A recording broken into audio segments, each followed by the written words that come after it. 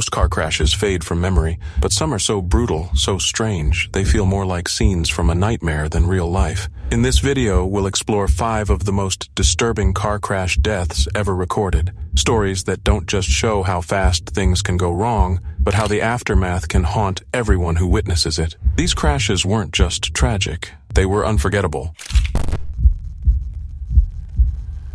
Father is outraged after his daughter was billed for a guardrail that he says contributed to her death. Hannah Eimers died in a car crash last November in Tennessee.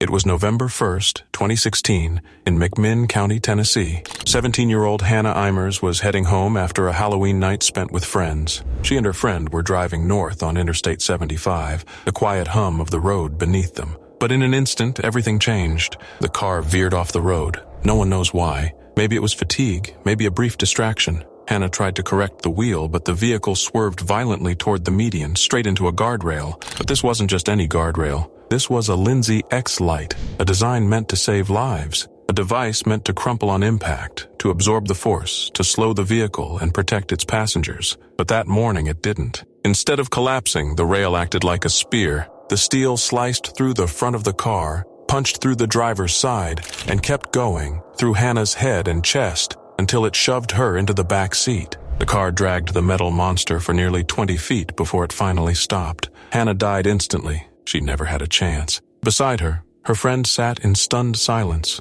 surviving with nothing more than a minor cut. Hannah wasn't just another teenager. She was the oldest of 10 in a blended family, a brilliant girl who had earned her high school diploma at 15. She was fluent in multiple languages, gifted in music and acting, and passionate about working with children with special needs. She'd even learned sign language so she could connect with them more deeply. And just like that, she was gone. Her father, Steve Eimers, an EMT who had seen more crashes than he could count, couldn't believe what had happened. A crash that should have been survivable turned into a nightmare. How could the friend walk away with a scratch while Hannah didn't? That question haunted him. But what came next made it worse. 4 months later, a letter arrived, addressed to Hannah from the Tennessee Department of Transportation. Inside was a bill for nearly $3,000, a charge for replacing the very guardrail that had killed her. Steve was stunned. How could they? They will take your life and then send you a bill, he said bitterly. But the deeper Steve dug, the more horrifying the truth became.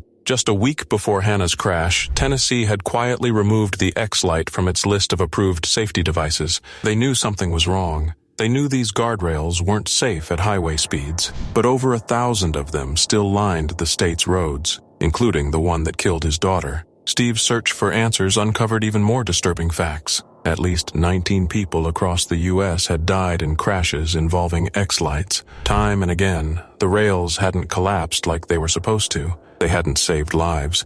They had become deadly weapons. Grief turned Steve into a man on a mission. He traveled over 20,000 miles inspecting X-Light installations in more than 15 states. What he found horrified him. Damaged rails left unrepaired, rails installed incorrectly, rails that were accidents waiting to happen. In North Carolina alone, he checked over 200 of them, and nearly every single one had serious issues. Some states took action. Tennessee began pulling X-Lights from roads with speed limits over 45 miles per hour. But in other places, like North Carolina, more than 3,500 remained. Officials said it would cost over $20 million to replace them all. Meanwhile, lives hung in the balance. And there was another dark truth. The government had relied on private labs to test these guardrails, labs owned by the very companies that made them. The X-Light was tested and approved by a lab belonging to its own manufacturer. A 2016 federal report called this what it was, a dangerous conflict of interest. It took years, but Steve's relentless advocacy helped change that.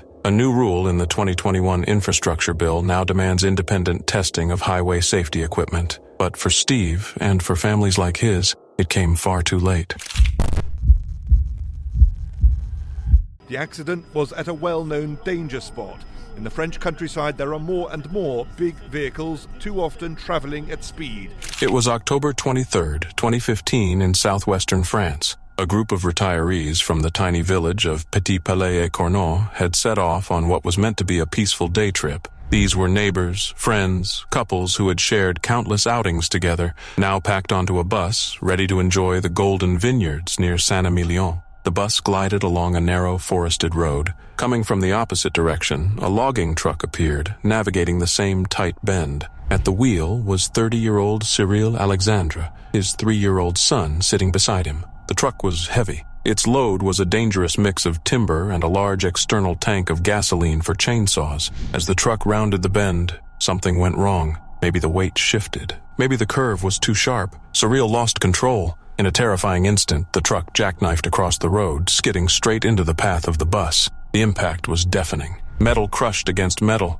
The truck's fuel tank burst, spilling gasoline that raced across the pavement, right under the bus. Sparks flew, and then flames. The fire erupted so fast it was like an explosion. Within seconds, both vehicles were engulfed. Plastic fittings inside the bus melted. Smoke thickened the air, and the searing heat trapped passengers where they sat. Out of 50 souls on that bus, only 8 would make it out alive. Somehow, the bus driver managed to react in those crucial moments. Seeing the disaster unfold, he opened the emergency exits before the inferno consumed everything. It was enough to save a few lives, but for most it was too late. Jean-Claude Leonard, 73, was among the lucky few. He and his wife, Josette, had just fastened their seatbelts when the crash came. The fire spread, he said, like lightning. Desperate, he unbuckled them both and dragged Josette toward a fire exit. They tumbled out into the chaos, only to see friends and neighbors trapped inside, screaming for help. Without thinking, Jean-Claude ran back, flames licking at his clothes.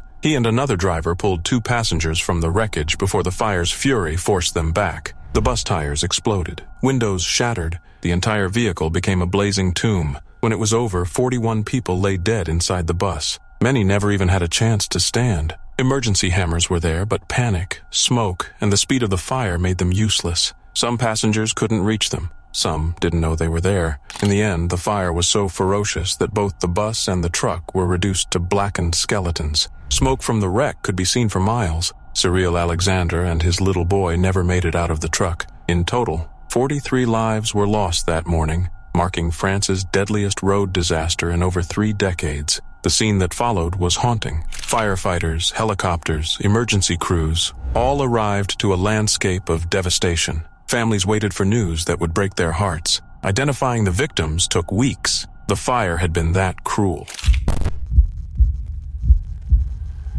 It was a bright afternoon, August 4th, 2022, in Windsor Hills, Los Angeles. The clock had just passed 1:30 p.m. The intersection at La Brea and Slauson bustled with cars, buses, and people. Among them was 23-year-old Ashery Ryan behind the wheel of her silver Jaguar. She wasn't alone. Beside her sat her boyfriend, 24-year-old Reynold Lester. In the back, their 11-month-old son Alonzo cooed softly. And Ashery was pregnant again, eager to meet the baby boy they had already named Armani. They were on their way to a prenatal appointment. Out of nowhere, tearing through the street like a missile, came a black Mercedes-Benz. Witnesses barely had time to register what they were seeing before disaster struck. Behind the wheel was 37-year-old Nicole Lorraine Linton, a traveling nurse from Texas. She wasn't slowing down. She wasn't braking. Her car was moving at 130 miles per hour on a road with a 35 miles per hour limit. And the light had been red for 15 seconds. What happened next was captured by surveillance footage too horrific to forget. Nicole's car blasted through the intersection and slammed into Ashery's Jaguar with such brutal force that the car was torn in half. The impact set off a fiery chain reaction. Flames erupted, spreading across the intersection, swallowing car after car. 9 vehicles were caught in the hellish blaze. The roar of the fire, the explosion of gas tanks, the shattering of glass. It was chaos. One witness said it was as if a black cloud had swallowed the intersection. Another described the sound, like a bomb going off. Ashery, Reynold, little Alonzo, and baby Armani, not yet born. They died instantly, gone in the blink of an eye. 2 more lives were lost that day. 43-year-old Nathsha Lewis and 38-year-old Lynette Noble, women who'd simply been on their way to the mall, their ordinary plans ending in unthinkable tragedy. In less than 5 seconds, 6 lives were stolen. And Nicole? She survived, bruised, burned, but alive. First responders pulled her from the wreckage and placed her in handcuffs at the scene. She's been behind bars ever since. The charges? 6 counts of murder, 6 counts of gross vehicular manslaughter. If convicted, she could spend the rest of her life in prison. As investigators pieced together what happened, chilling details emerged. Data from Nicole's car showed she had floored the gas pedal for 5 full seconds before impact. pushing from 122 miles per hour to 130 miles per hour at the moment she struck. The road had curves. She was steering, not unconscious, not frozen. Prosecutors argued she knew what she was doing, or at least enough to have stopped. Nicole's defense told another story. They claimed she suffered a sudden medical episode, something that made her disconnect from reality, that she wasn't truly in control. But the questions kept piling up. Why had she searched online just days before? Can you see your death coming? Why had she called her sister 4 minutes before the crash, anxious and rambling, sounding lost? Her family spoke out. Nicole's sister described a kind woman battling inner demons, a nurse dedicated to helping others, yet fighting a long, painful struggle with mental illness.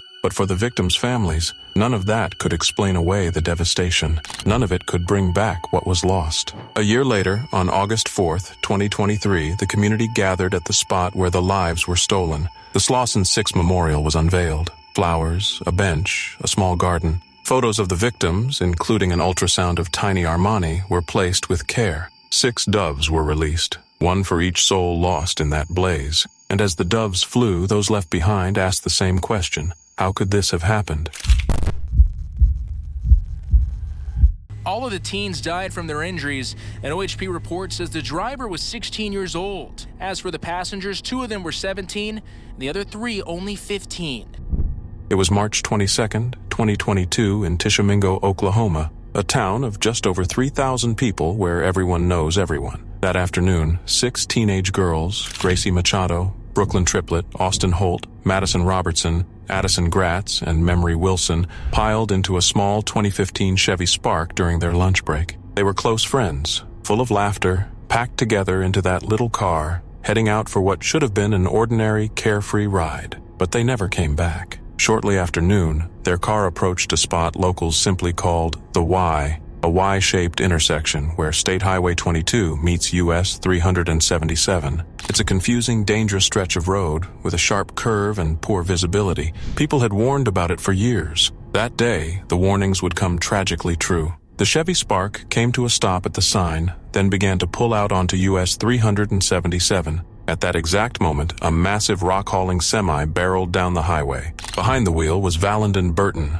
a 51-year-old grandfather and volunteer firefighter. There was no time, no chance. The truck slammed into the side of the small car, crushing it and pushing it nearly 300 feet down the road. The force of the impact was devastating. The Chevy Spark, designed for 4, had 6 inside. Only 2 of them, the front seat passengers, wore seatbelts. When first responders arrived, the scene was heartbreaking. The car was torn apart, barely recognizable. The bright pink steering wheel cover was still visible amid the twisted wreckage, a gut-wrenching reminder of how young they were. 4 of the girls, including the 16-year-old driver, died at the scene. The other 2 clung to life for a few moments longer but passed away shortly after reaching the hospital. All of them gone. Just like that. They were between 15 and 17 years old, with dreams and futures that would never be. Gracie Machado, her sister, later shared a photo of the 2 hugging, posting nothing but a broken heart emoji. Brooklyn Triplett, the cheerleader, the softball player, the loyal friend who always had your back. Austin Holt, bright, spirited, a member of Future Farmers of America who loved showing her prize hogs. Madison Robertson, a beautiful soul, her family called her, full of kindness. Addison Gratz, AJ, adored by her grandfather, who said a piece of his heart was gone forever. Memory Wilson, a young mother who somehow always found time for her little girl, no matter how busy life got. The truck driver, who had been wearing his seatbelt, survived without injury. He hadn't done anything wrong. No charges were filed. The investigation continued, but in truth, there wasn't much mystery, just unbearable sorrow. Experts pointed to familiar dangers: too many passengers, too few seatbelts. Research shows that the risk of a deadly crash skyrockets with each underage passenger in the car. And in Oklahoma, backseat passengers over 7 don't even have to wear a seatbelt. Maybe if they had. Maybe if the laws were stricter. Maybe. Tributes flooded social media, photos, memories, prayers. But amid the love, there were cruel comments too. People judging, pointing fingers about the seatbelts, about choices no one could take back. The families, already shattered, now forced to defend the girls they lost.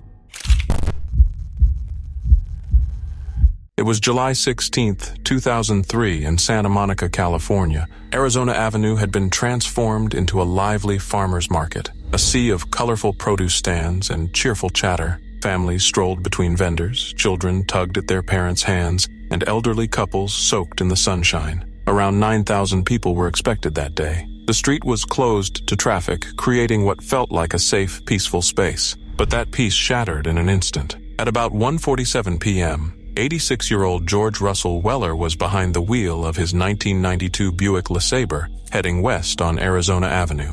As he neared the barricaded market, something went horribly wrong. His car struck a Mercedes-Benz waiting at a crosswalk, but instead of stopping, Weller's foot pressed harder on the accelerator. Witnesses watched in disbelief as the Buick veered around the barricades and roared into the crowd. The massive car became a weapon, barreling through the heart of the market at terrifying speed.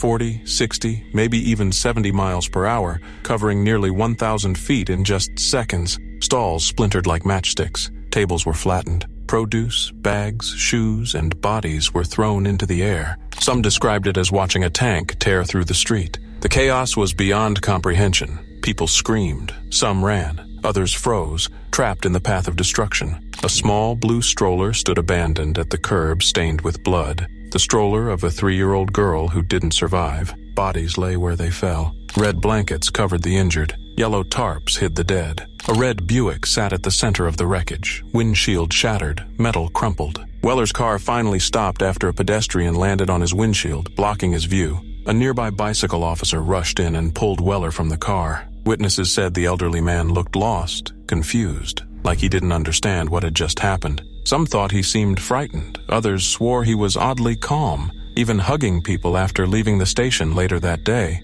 When the dust settled, the toll was unimaginable. 10 lives lost, including the little girl in the stroller. More than 70 people injured, some forever changed. Melissa Cronin was one of them. Thrown to the ground, her pelvis shattered, spleen damaged, head injured. She would later write that even years afterward, her body would tense and her heart would race any time she stepped into a crowd. Emergency crews worked desperately, lifting Weller's car off survivors with the help of bystanders. News helicopters hovered above, capturing the grim scene. The destruction, the heartbreak, the stunned faces of those who had witnessed the unimaginable. Weller was taken to the hospital. Tests showed no alcohol, no drugs. He told investigators he'd hit the gas instead of the brake and panicked when he realized his mistake. His lawyer issued a statement. The family was devastated, deeply sorry. But the damage was done, and the sorrow rippled through the city. There were no immediate arrests. Police said Weller posed no flight risk. He walked with a cane.